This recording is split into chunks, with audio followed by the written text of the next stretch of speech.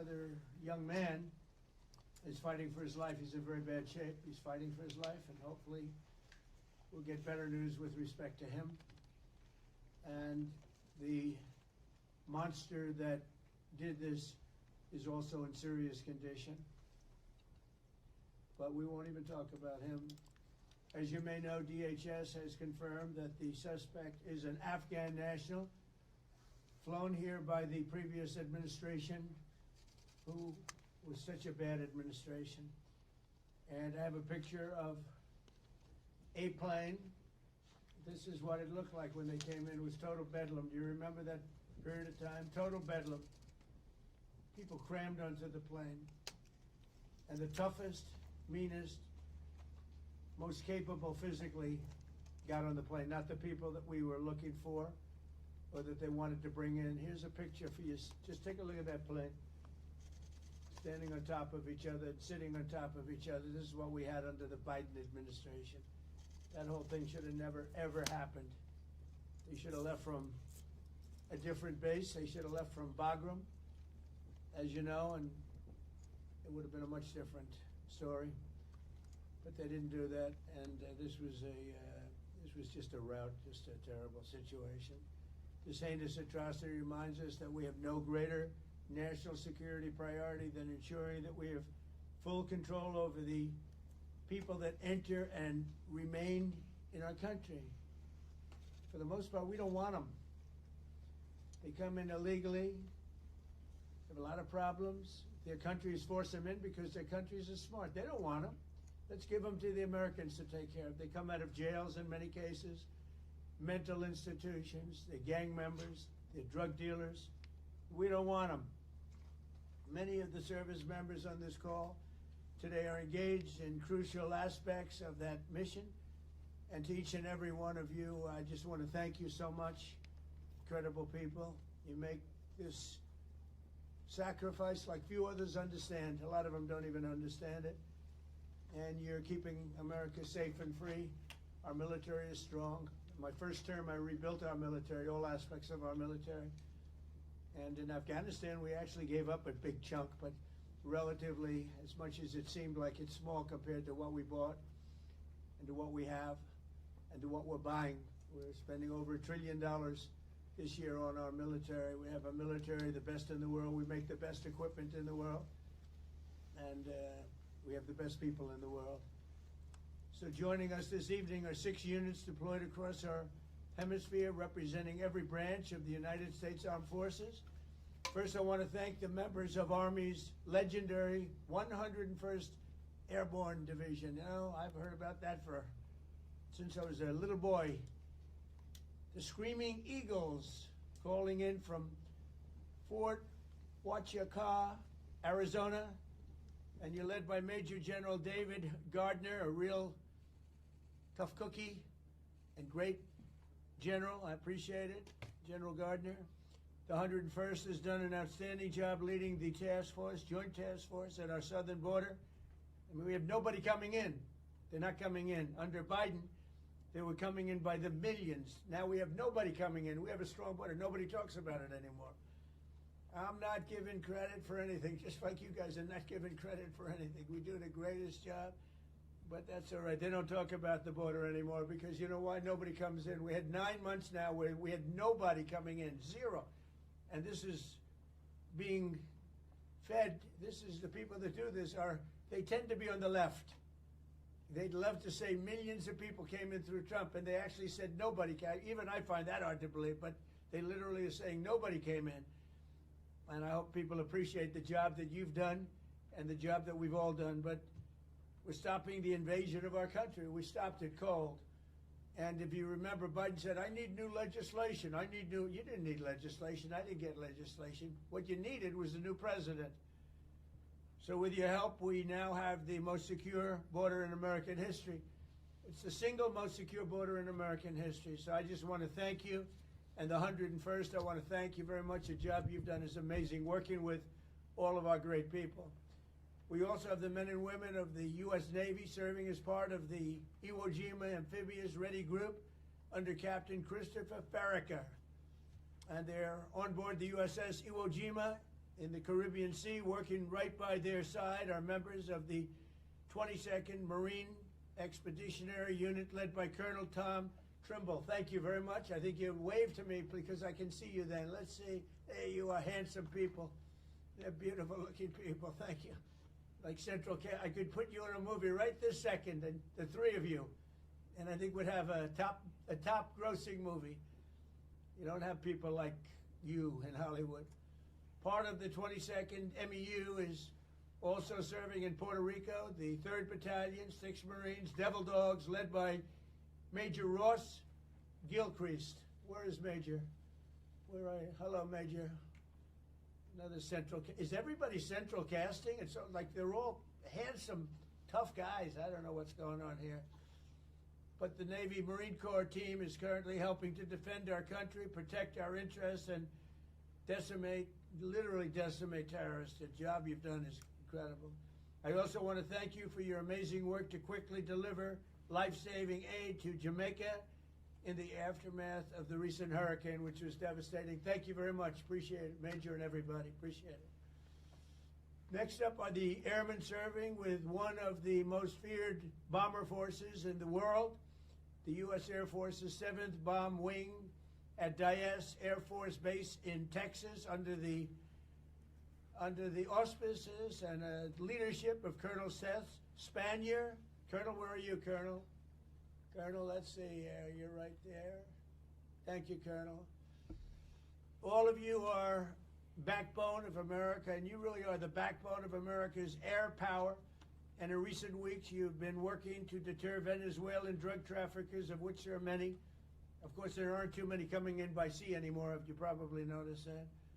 From sending their poisons into the United States, where they kill hundreds of thousands of people a year. But we're going to take care of that situation. We're already doing a lot. We've almost stopped. It's about 85% stopped by sea. You probably noticed that.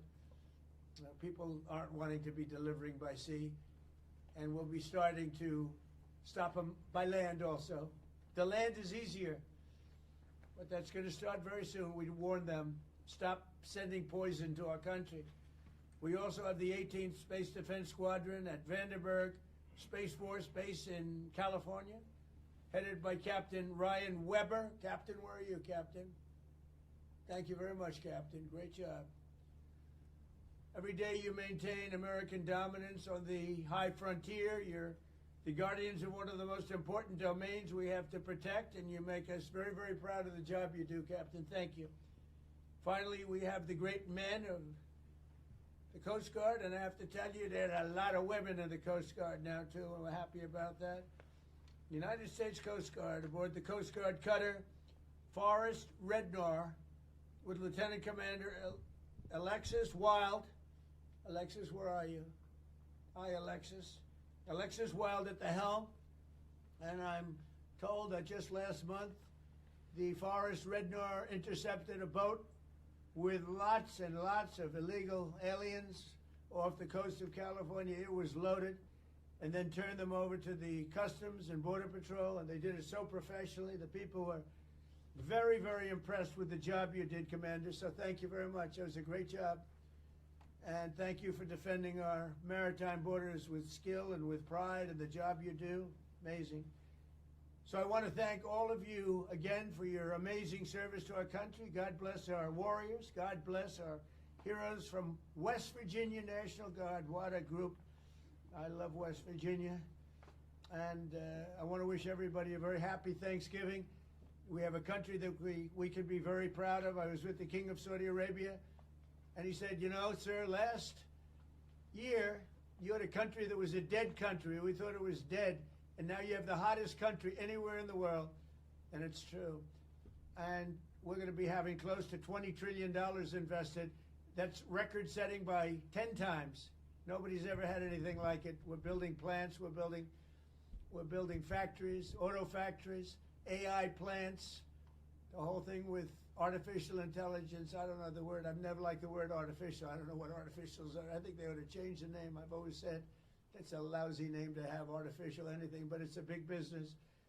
And we're building more. We're leading China by a lot. We're leading everybody by a lot. We make the best military equipment in the world, and they're ordering it at numbers that nobody's ever seen before. But we're doing better than we've ever done before. We have the stock markets just hit, for the 48th time, an all-time high during the 9 months that I've been here, a little more than 9 months now.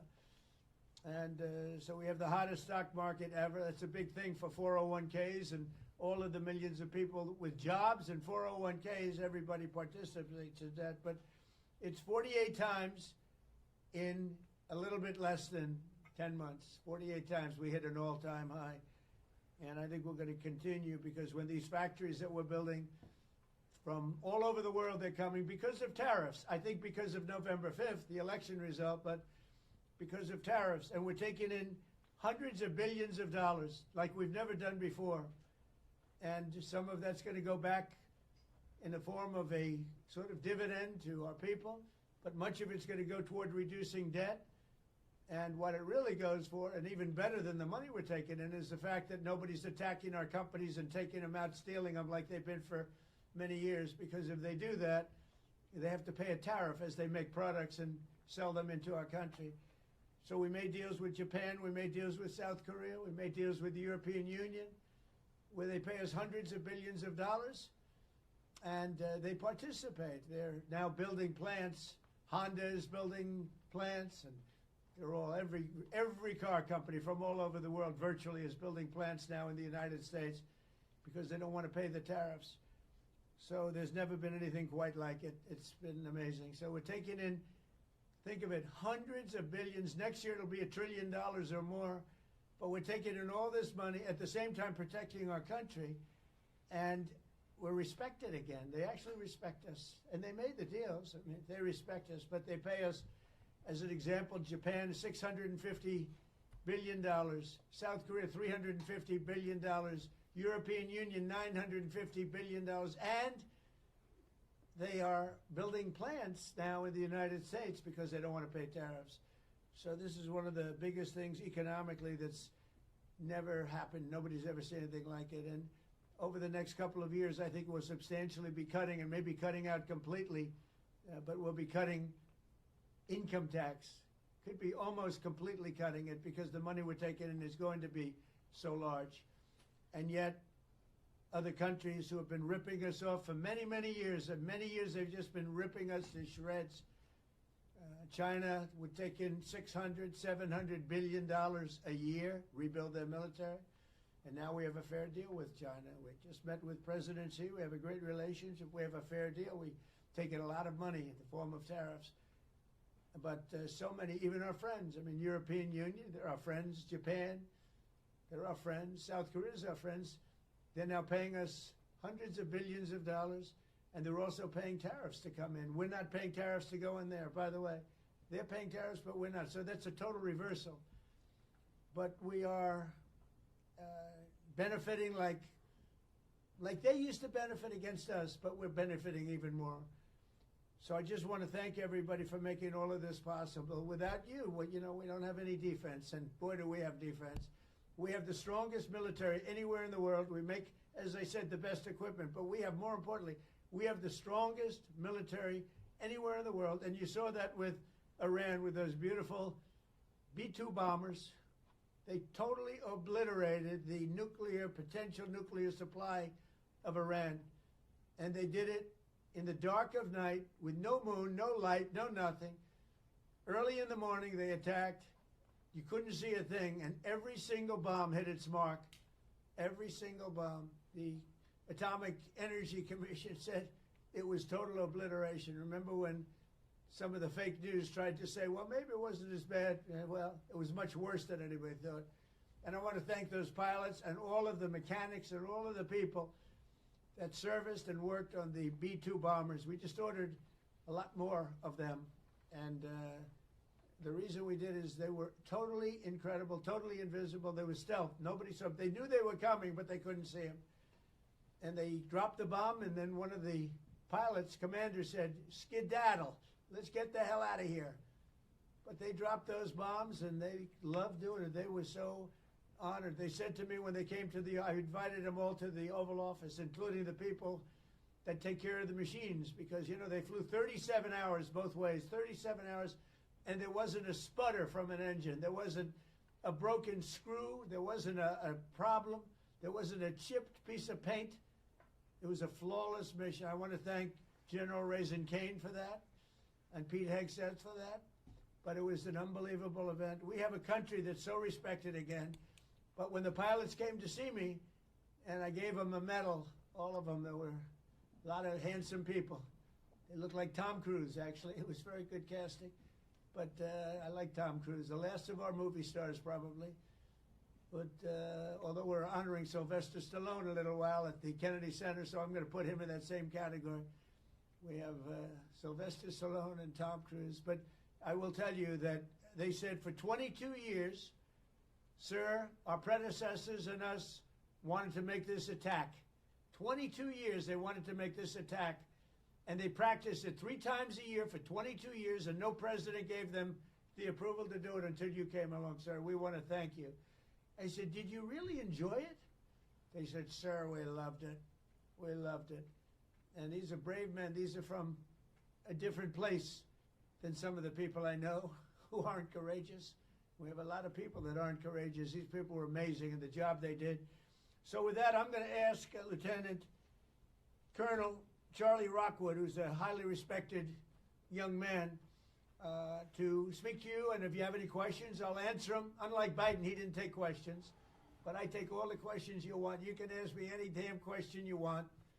And then we go and have a great Thanksgiving, because I don't know about you. You probably had your dinner already, but I didn't. And I know exactly what I'm going to have. Turkey, okay? I believe it's turkey. So, Lieutenant Colonel, if you would, you take over. Go ahead. Yes, sir. We're going to pass it over to Major General David Gardner from the United States Army. Happy Thanksgiving, President Trump. This is Major General Dave Gardner, the commander of the 101st Airborne Division and your Joint Task Force Southern Border. That's right. I appreciate you saying I was tough. Everyone cheered. I assume that means they agreed with you. We are headquartered in Arizona. The service members with me today represent over 10,000 deployed along the 2,000 miles of our border from San Diego to the Gulf of America.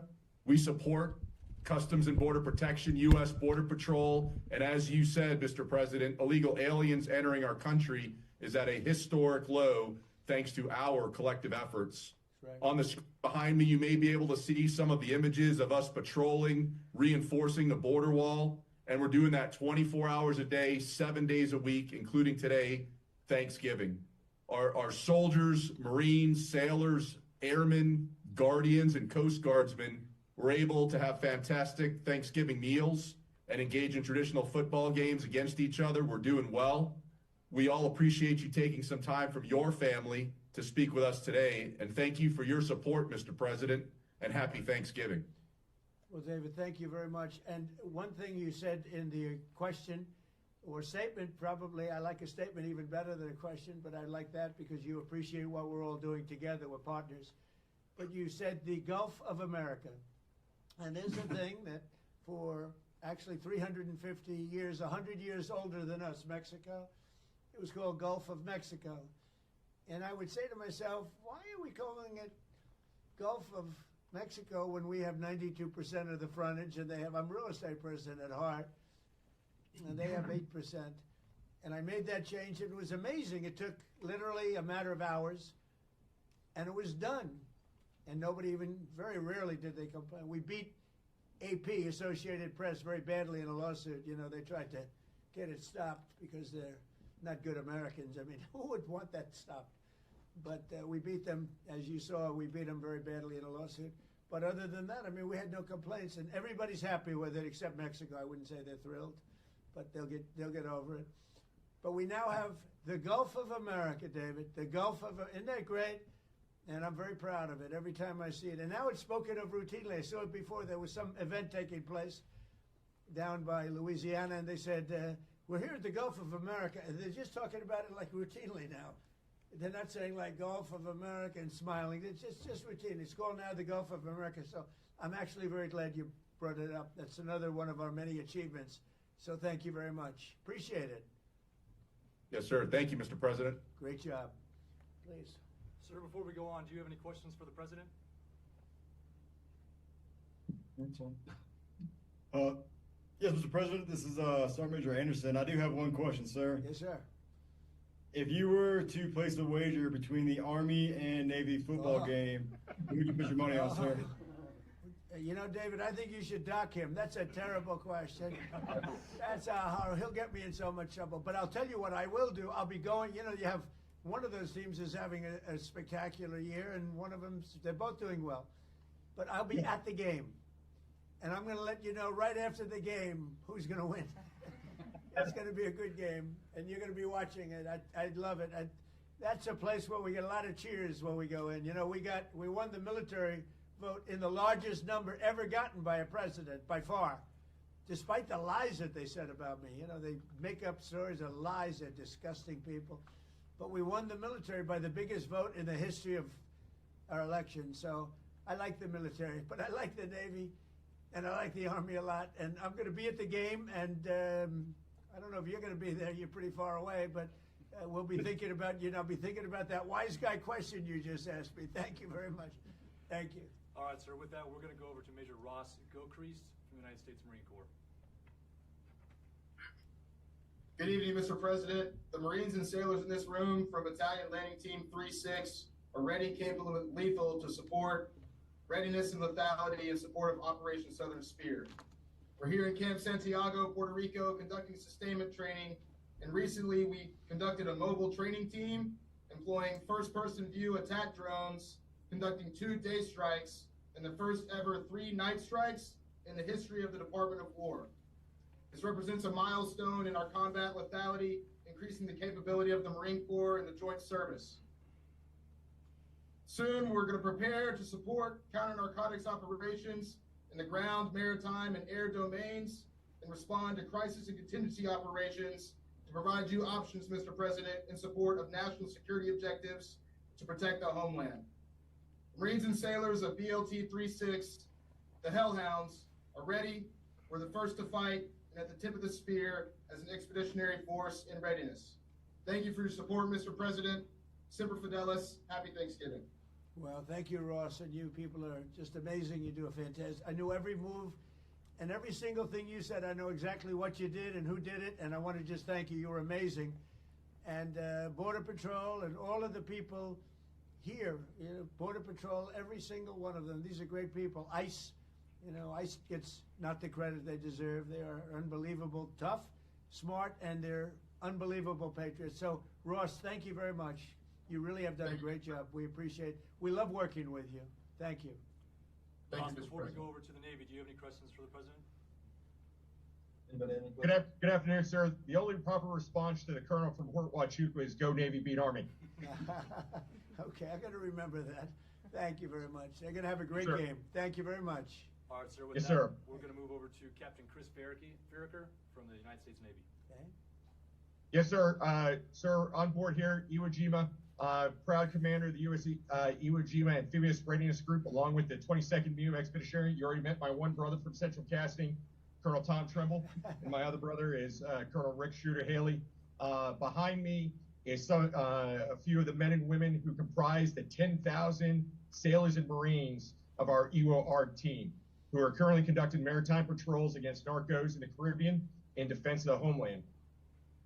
Yes, sir. As you know, that we have also, besides the missions that you know about, sir, we also reinforce the embassy in Haiti. We're getting engaged on a routine basis, both receiving fire from some of those gang members and returning fire, defending that embassy. We've also opened up operations down here in the South, conducting expeditionary advanced base operations at Roosevelt Roads, where Major Ross Gilchrist and the team are currently training. We've also done, as you mentioned, Mr. President, humanitarian support to Jamaica. We're proud to be part of this Navy Marine Corps team and be part of the defense of the homeland, sir. Thank you. Thank you very much. And really great job. Would anybody... Sir, I'd like to say more. Yes, go ahead, please. The First Lady came down to North Carolina last week and visited the Marines and sailors, Camp Lejeune, and my wife and my daughter and my 2 sons were able to meet the First Lady and get a picture with her. She was truly gracious, and we really appreciate the time that she spent with the Marines and sailors and men a whole lot to a whole lot of people down in North Carolina, sir. Well, thank you very much. And she had enjoyed it, and she mentioned that, meeting your family. And she said those people are in good shape. They're in very good shape. I don't know if she's referring to me when she says that, because I don't know. That could be a little slight. But she was very impressed with everything she saw. Thank you very much. Sir, before we go to the Navy, Captain Farragut, do you guys have any questions for the President? I do have one selfish one, sir. My daughter's 9th birthday is here in a few days. So I was wondering if I could get a happy birthday, Catherine, from you, sir. And her first name is? Catherine, sir. Well, Catherine, you have a father who's a great hero and a great man and highly respected. Happy birthday, and take good care of him. Thanks, sir. Appreciate it. Say hello to her. All right, Anybody back there have a question? I think that's it from us here, sir. Again, appreciate your time and happy Thanksgiving to you and your Happy family. Thanksgiving, sir. Thank you all very much. Great. Have a great Thanksgiving. Thank you. Sir, with that, we're going to go over to Colonel Seth Spanier from the United States Air Force. Happy Thanksgiving, Mr. President. I'm Colonel Seth Spanier, 7th Bomb Wing Commander, and here with me I have Lieutenant Colonel Brian Guyette, our 28th Bomb Squadron Commander, and Major Joseph Spada, our 28th Bomber Generation Squadron Commander.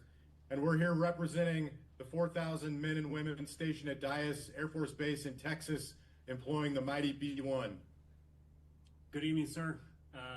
The Bomb Wing hosts multiple B-1 squadrons that are responsible for everything from training the world's best combat aviators to operational tests, in addition to projecting strength and lethality across the globe. Recently, the Bomb Wings Combat Squadron was forward deployed to the Indo-Pacific, and the men and women that you see behind me were part of the 28th Bomb Squadron and fellow squadrons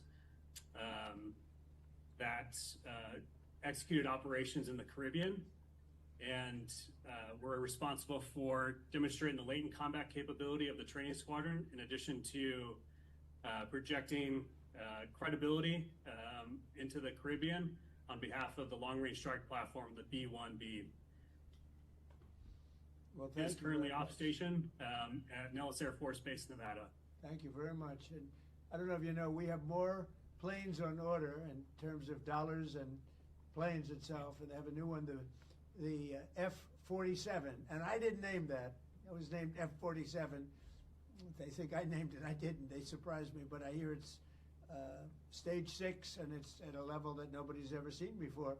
But we have more planes on order right now and things in the works than we've ever had. So from the Air Force's standpoint, I know you know exactly what's on order because we dealt with you and what you like, but we've never had so many planes being built at one time, and we're reinvigorating everything. I know the F-35 has been very good, and we're working on some maintenance issues to get some of them back sooner, as you know, because some of them are out, and rather than having them sit there, we're getting them fixed. Should have happened a long time ago. But we've never been in the position where we've ordered so many, and I think the Air Force has to be very happy about that. Yes, sir, absolutely. Good, thank you. And if you have any questions, please go ahead from your group. Good evening, Mr. President, and happy Thanksgiving. I'm Thank you. Senior Airman Laurent. I'm an intel analyst at the 28th Bomb Squadron.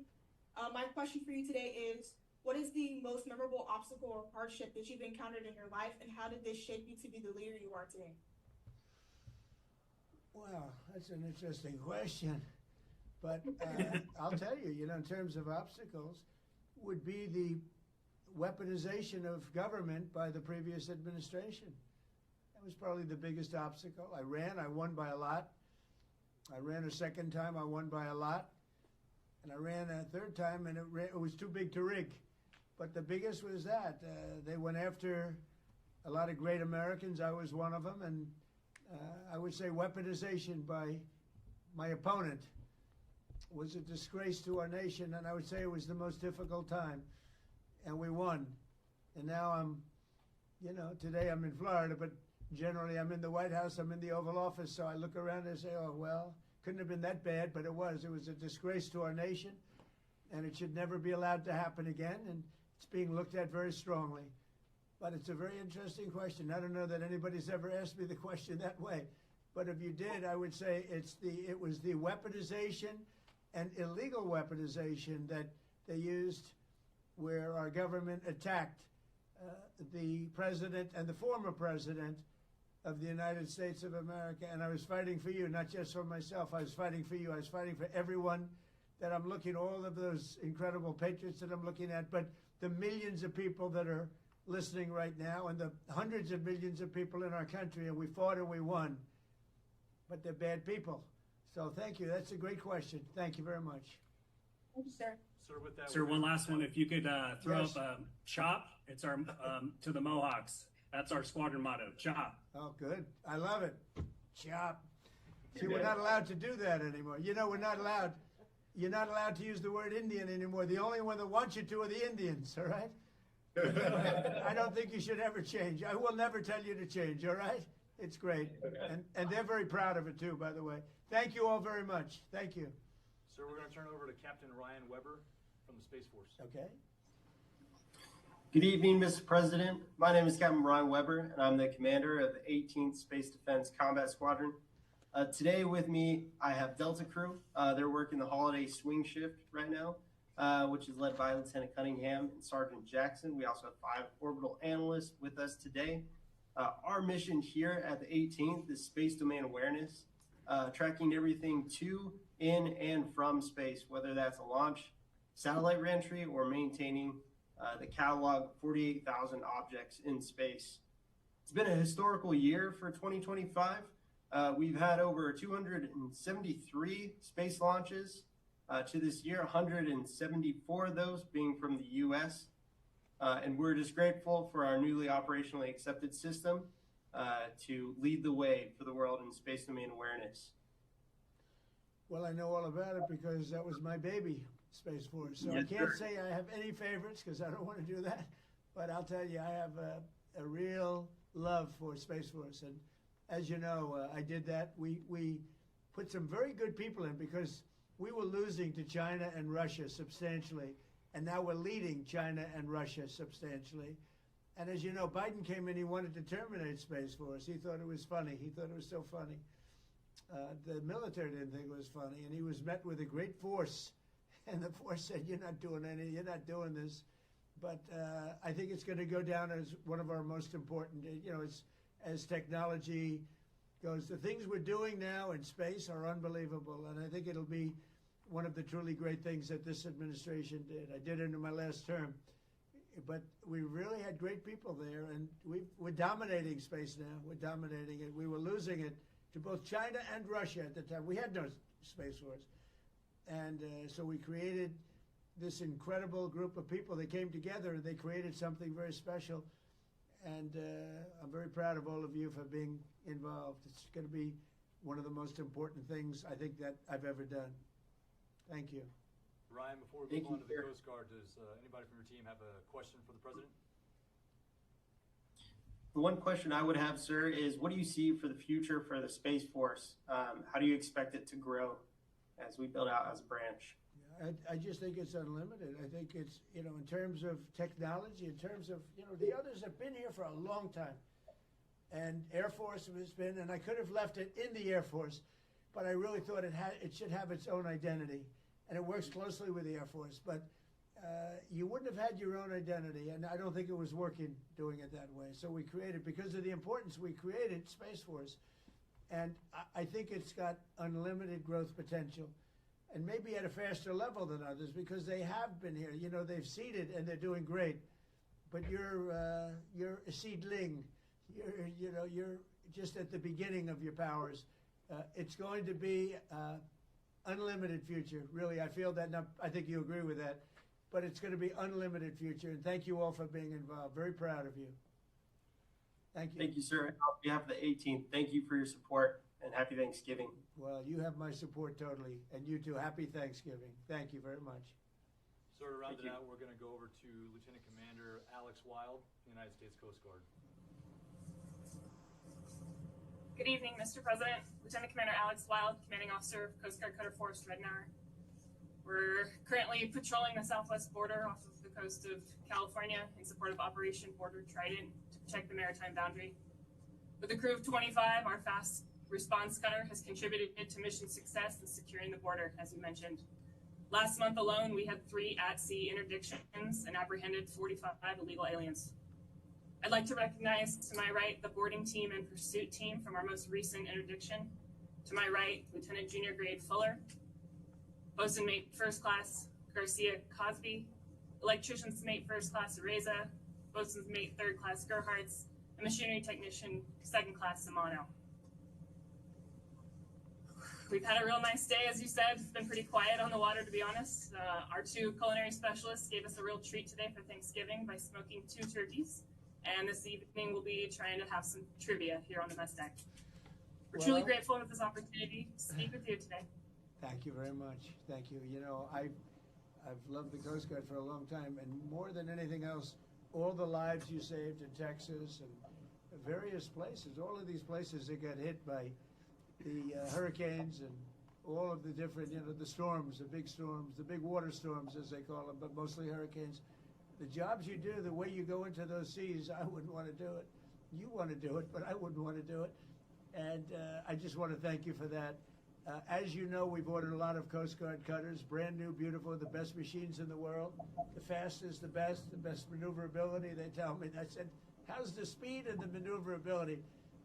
I'm a looks person. I wanted the hull to be perfect. I sort of redesigned the hull a little bit, the hulls, but we ordered a lot, and we're ordering icebreakers too that you're going to be in charge of. We have 11 of them being built right now. We had none. You know, we only have 1 in the whole country.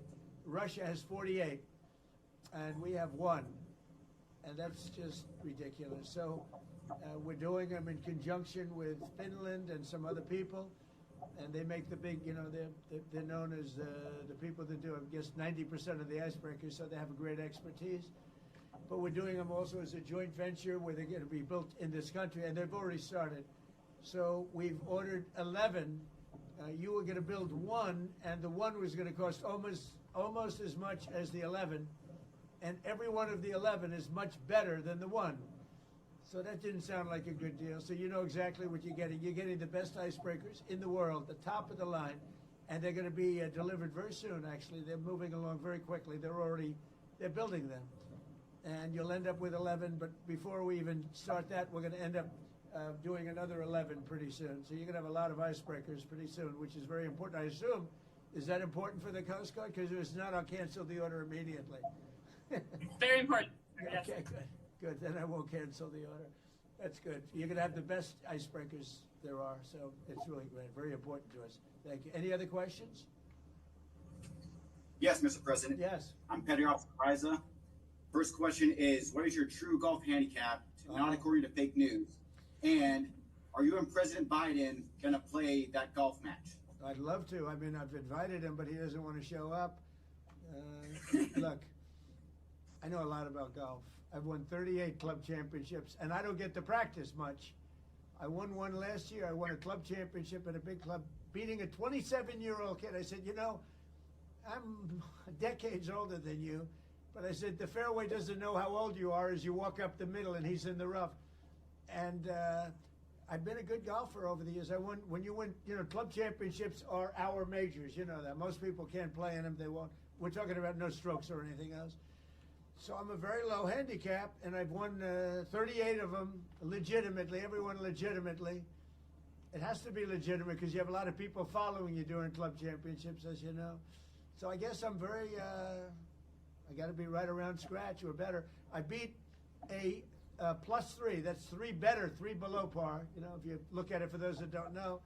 In the finals of the club championship last year with all I was going through and with no practice. So I'm a good golfer. Yeah, I would have to say that. I want to be honest. I have to be honest.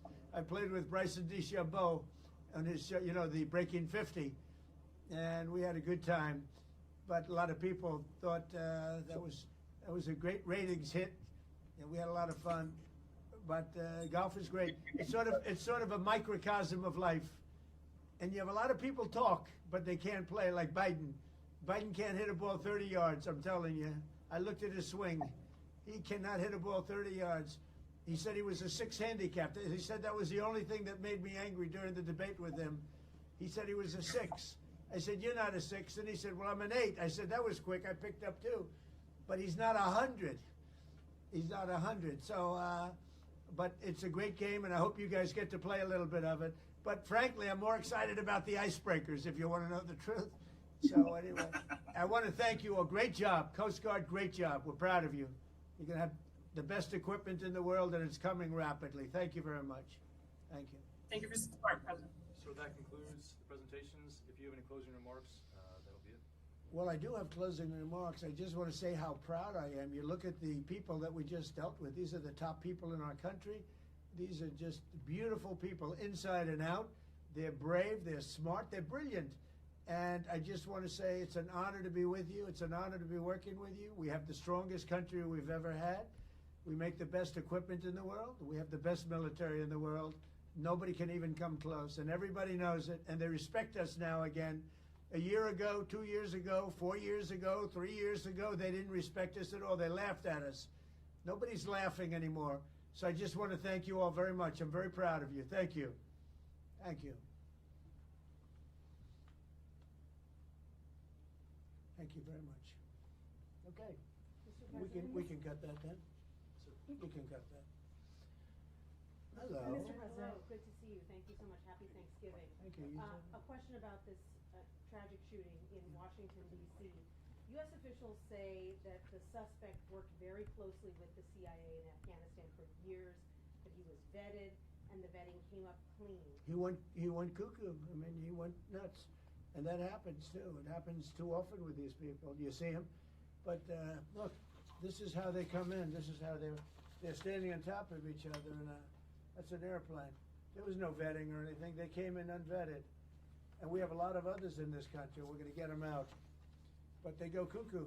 Something happens to them. Your DOJ IG just reported this year that there was thorough vetting by DHS and by the FBI of these Afghans who were brought into the U.S. So why do you blame the Biden administration? Because they let them in. Are you stupid? Are you a stupid person? Because they came on a plane along with thousands of other people that shouldn't be here, and you're just asking questions because you're a stupid person. And there's a law passed that it's almost impossible not to get them out. You can't get them out once they come in. And they came in, and they were unvetted, they were unchecked, there were many of them, and they came in on big planes, and it was disgraceful. And if you look, you'll see there was a law passed. It makes it almost impossible not to let them in, not to certify them, so to speak, once they come in. And they came in, and they shouldn't have come in. And frankly, the whole thing was a mess. The whole Afghanistan situation was a mess. It should have never taken place. If we're going to go out, and we would have gone out because I had everybody ready to go, we were going to go out with strength and dignity and precision, and we would have left from Bagram, and we would have kept Bagram, by the way, because of its very close relationship to China and where they make their missiles. But when you let the people come in by the thousands and thousands and thousands, they made a terrible mistake. But they were incompetent, yeah. Yeah, Mr. President, thank you for having us here tonight. Have you spoken with Sarah and Andrew's family? And We have a call in a little while, actually, right after this. Do you plan to see Well, the them? family is devastated, as you can imagine. But we have spoken. I mean, my people have spoken with the family. We'll be speaking tonight, tomorrow. You have to give them a little. They just found out about their daughter. You know, you can't just call 2 seconds later. Yeah, of course. It's a very, very tough situation. Obviously, it's She was so outstanding. I mean, I just heard outstanding in every single way. It's in the early stages, obviously, but do you plan to attend Sarah's funeral? I haven't thought about it yet, but it certainly is something I could conceive of. I love West Virginia. You know, I won West Virginia by one of the biggest margins of any president anywhere. And it's, you know, these are great people. I love the people of West Virginia. I love the people of our country. But I haven't given it any thought, but it sounds like something I could do, yeah. It's very raw. Yeah, of course. The suspect does have a wife and 5 children who live in Washington. Do you plan to deport them? The suspect has? The suspect? Well, we're looking at that right now. We're looking at the whole situation with family. It's a tragic situation. Yeah, Jeff? Mr. President, are there any changes you want to make to improve safety for National Guardsmen who are being sent into these cities? No, just I want to have more. As you know, we're sending 500 more. We had very little crime in Washington now for, you know, many months. Record-setting low crime, and this happened. and I don't know how you put this on the scale of that. This is sort of different. This is a terrorism threat, and this was done because they're so effective. If they weren't effective, you probably wouldn't have had this done. But this was done because the National Guard has been so effective.